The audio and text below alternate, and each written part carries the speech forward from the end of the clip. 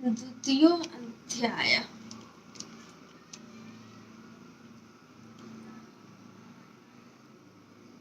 ओम मध्यम चरित्र के विष्णु ऋषि, महालक्ष्मी देवता, उष्णिक छंद, शाकंभरी शक्ति, दुर्गा बीज, वायु तत्व और यजुर्वेद स्वरूप है। श्री महालक्ष्मी की प्रसन्नता के लिए मध्यम चरित्र के पाठ में इसका विनियोग किया जाता है।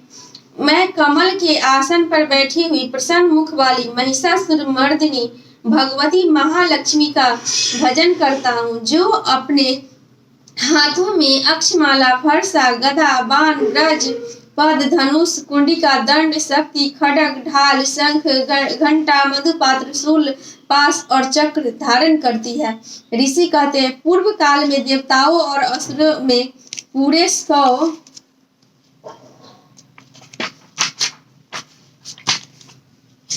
वर्षों तक घोर संग्राम हुआ था। उसमें असुरों का स्वामी महिषासुर था और देवताओं के नायक इंद्र थे। उस युद्ध में देवताओं का सेना महाबली असुरों से परास्त हो गई। संपूर्ण देवताओं को जीतकर महिषासुर इंद्र बन बैठा। तब पराजित देवता प्रजापति ब्रह्मा जी को आगे करके उस स्थान पर गए जहां भगवान शंकर और विष्णु विराजमान थे। देवताओं ने महिषासुर के पराक्रम तथा अपनी पराजय का यथावत वृत्तांत उन दोनों देवेश्वरों से विस्तार पूर्वक कह सुनाया। वे बोले, भगवान महिषासुर सूर्य, इंद्र, अग्नि, वायु, चंद्रमा, यम, वरुण तथा अन्य देवताओं के भी अधिकार छीनकर स्वयं ही सबका अधिष्ठाता बना बैठा है। उस दुरात्मा महिषे ने समस्त देवताओं को स्वर्ग से निकाल दिया है। अब वे मनुष्यों की भांति पृथ्वी पर विचरते हैं। दैत्यों की यह सारी करतूत हमने आप लोगों से कह सुनाई। अब हम आपकी शरण में आए हैं, उसके वध का कोई उपाय सोचिए।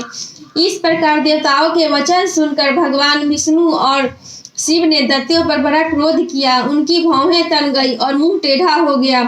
तब अत्यंत कोप में भरे हुए चक्रपाणी श्री विष्णु के मुख से एक महान तेज प्रकट हुआ। इसी प्रकार ब्रह्मा, शंकर तथा इंद्र आदि अनन्य देवताओं के शरीर से भी भारी तेज निकला। वह सब मिलकर एक हो गया। महान तेज का वह पुंज ज्वलनमान पर्वत सा जान पड़ा। देवताओं ने देखा, वहां उसकी ज्वालाएं संपूर्ण दिशाओं में व्याप्त हो रही थी।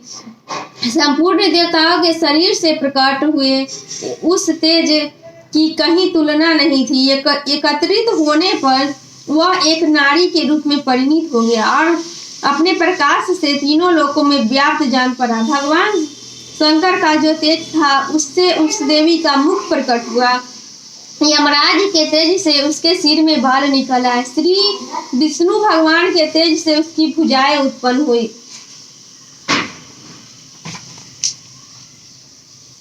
चंद्रमा के तेज से दोनों स्तनों का और इंद्र के तेज से मध्य भाग का प्रादुर्भाव हुआ। वरुण के तेज से जंघा और पिंडली तथा पृथ्वी के तेज से नितंब भाग प्रकट हुआ। ब्रह्मा के तेज से दोनों चरण और सूर्य के तेज से उसकी उंगलियां, वासुओं के तेज से हाथों की उंगलियां और कुबेर के तेज से नासिका प्रकट हुई। उस देवी के दांत प्रजापति के तेज से और तीनों नेत्र अग्नि के तेज से प्रकट हुए।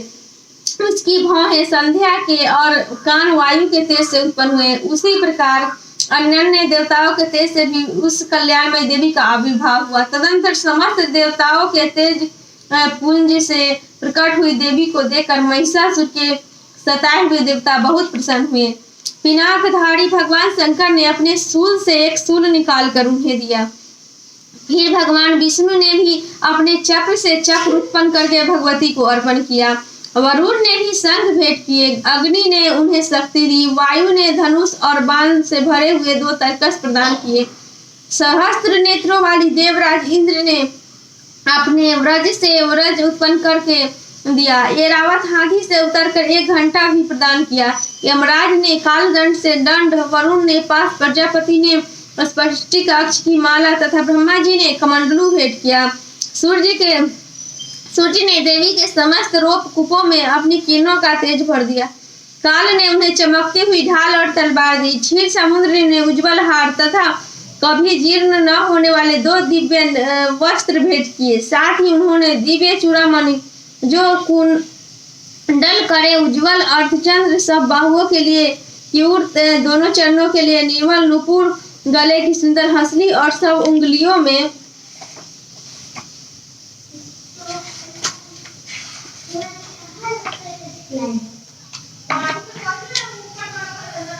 पहनने के लिए रत्नों की बनी अंगूठियां भी थी। विश्वकर्मा ने उन्हें अत्यंत निर्मल फरसा भेंट किया, साथ ही अनेक प्रकार की अस्त्र और भेद कवच दिए।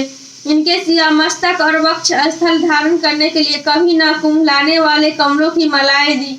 जल्दी ने उन्हें सुंदर कमल का फूल भेंट किया। हिमालय ने सवारी के लिए सिंह तथा भांति भांति के रत्न समर्पित किए। धनाध्यक्ष कुबेर ने मधु से भरा पान पात्र दिया और संपूर्ण नागों के राजा शेष ने, जो इस पृथ्वी को धारण करते हैं, उन्हें बहुमूल्य मणियों से विभूषित नागहार भेंट किया। इसी प्रकार अन्य देवताओं ने भी आभूषण और अस्त्र शस्त्र देकर देवी का सम्मान किया। तत्पश्चात उन्होंने बारंबार अट्टहास पूर्वक उच्च स्वर से गर्जना की। उनके भयंकर नाद से संपूर्ण आकाश गूंज उठा। देवी का यह अत्यंत उच्च स्वर से किया हुआ सिंहनाद कहीं समा न सका। आकाश उसके सामने लघु प्रतीत होने लगा। उससे बड़े जोर की प्रतिध्वनि उत्पन्न हुई, जिससे संपूर्ण विश्व में हलचल मच गई और समुद्र कांप उठे। पृथ्वी डोलने लगी और समस्त पर्वत हिलने लगे। उस समय देवताओं की अत्यंत प्रसन्नता के साथ सिंहवासिनी भवानी ने कहा, देवी तुम्हारी जय हो। साथ ही महर्षियों ने भक्ति भाव से विनम्र होकर उनका स्तवन किया। संपूर्ण त्रिलोकी को क्षोभग्रस्त देख दैत्यगण अपनी समस्त सेना को कवच आदि से सुसज्जित कर हाथों में हथियार ले सहसा उठकर खड़े हो गए। उस समय महिषासुर बड़े क्रोध में आकर कहा, यह क्या हो रहा है? फिर वह संपूर्ण असुरों से घिरकर उस सिंहनाद की ओर लक्ष्य करके दौड़ा और आगे पहुंचकर उसने देवी को देखा, जो अपनी प्रभा से तीनों लोगों को प्रकाशित कर रही थी। उनके चरणों से के भार से पृथ्वी दबी जा रही थी। माथे के मुकुट से आकाश में रेखा से खींच रही थी तथा वे अपनी धनुष की टंकार से सातों पातालों की छुप किए देती थी।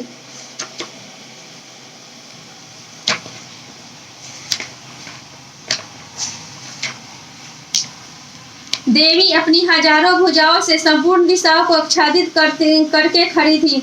तदंतर उनके साथ दैत्यों का युद्ध छिड़ गया। नाना प्रकार के शस्त्रों के प्रहार से संपूर्ण दिशाएं उद्भासित होने लगी। चिचूर नामक महान असुर महिषासुर का सेनानायक था। वह देवी के साथ युद्ध करने लगा। अन्य दैत्यों की चतुरंगिनी सेना के साथ लेकर चामर भी डलने लगा। 60,000 रथियों के साथ आकर उदग्र नामक महादैत्य ने लोहा लिया। 1 करोड़ रथियों के साथ लेकर महाहनु नामक दैत्य युद्ध करने लगा, जिसके रोए तलवार के समान तीखे थे। वह असिलोमा नामक महादैत्य 5 करोड़ रथी सैनिकों के सहित युद्ध में आ डटा। 60 लाख रथियों से घिरा हुआ वास्कल नामक दैत्य भी उस युद्ध भूमि में लड़ने लगा।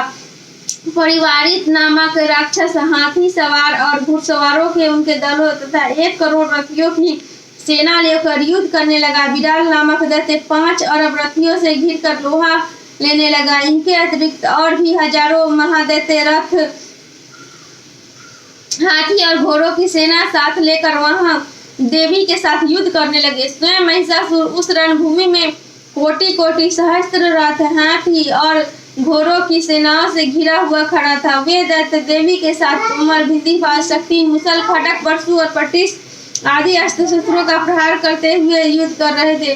कुछ दैत्यों ने उन पर शक्ति का प्रहार किया, कुछ लोगों ने पासा फेंके तथा कुछ दूसरे दैत्यों ने खड्ग प्रहार करके देवी को मार डालने का उद्योग किया। देवी ने भी क्रोध में भरकर खेल खेल में ही अपने अस्त्र शस्त्रों की वर्षा करके दैत्यों के समस्त अस्त्र काट डाले।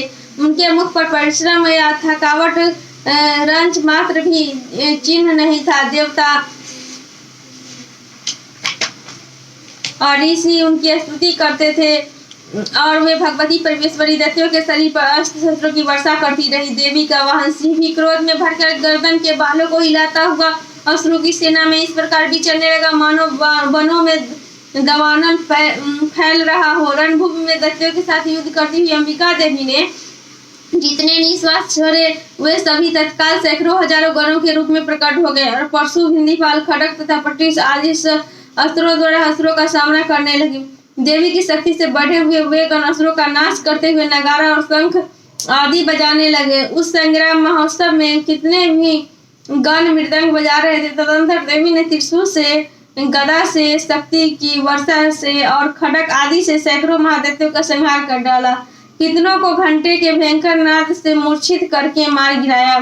बहुत तेरे दैत्यों को पास से बांध कर धरती पर घसीटा। कितने ही दैत्य उनकी तीखी तलवार की मार से दो दो टुकड़े हो गए। कितने ही गदा की चोट से घायल हो धरती पर सो गए। कितने ही मुसल की मार से अत्यंत आहत होकर रक्त बमन करने लगे। कुछ दैत्य सूल से छाती फट जाने के कारण पृथ्वी पर ढेर हो गए। उस रंगागन में बाण समूहों की वृष्टि से कितने ही असुरों की कमर टूट गई। बाज की तरह झपटने वाले देवी पीड़क दैत्यगण अपने प्राणों से हाथ धोने लगे। किन्हीं की बाहें छिन छिन भिन्न हो गई।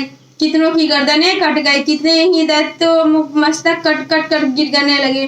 कुछ लोगों के शरीर मध्य भाग में ही विदीर्ण हो गए। कितने ही महादैत्य जांघें कट जाने से पृथ्वी पर गिर पड़े। कितनों की ही देवी ने एक बाह, एक पैर और एक नेत्र वाले करके दो टुकड़ों में चीर डाला। कितने ही दैत्य मस्तक कट जाने पर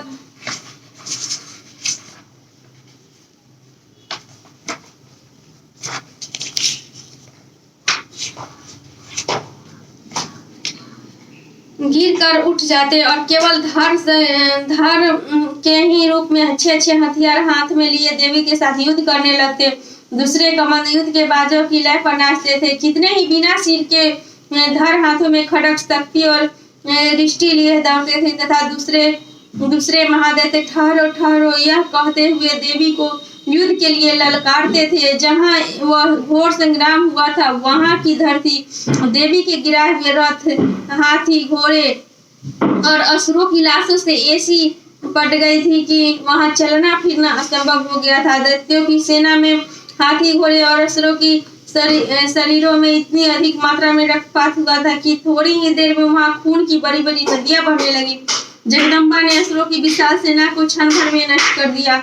ठीक उसी तरह जैसे तृण और काठ के भारी ढेर को आग कुछ ही क्षणों में भस्म कर देती है और वह सिंह की गर्दन के बालों को हिला हिला कर जोर जोर से गर्जना करता हुआ दैत्यों के शरीरों से मानो उनके प्राण चुने लेता था। वहां देवी के गणों के भी उन महादैत्यों के साथ ऐसा युद्ध किया जिससे आकाश में खड़े हुए देवतागण उन पर बहुत संतुष्ट हुए और फूल बरसाने लगे। अंतर्गत देवी महात्म्य महिषासुर सेना का वध नामक दूसरा अध्याय पूरा हुआ।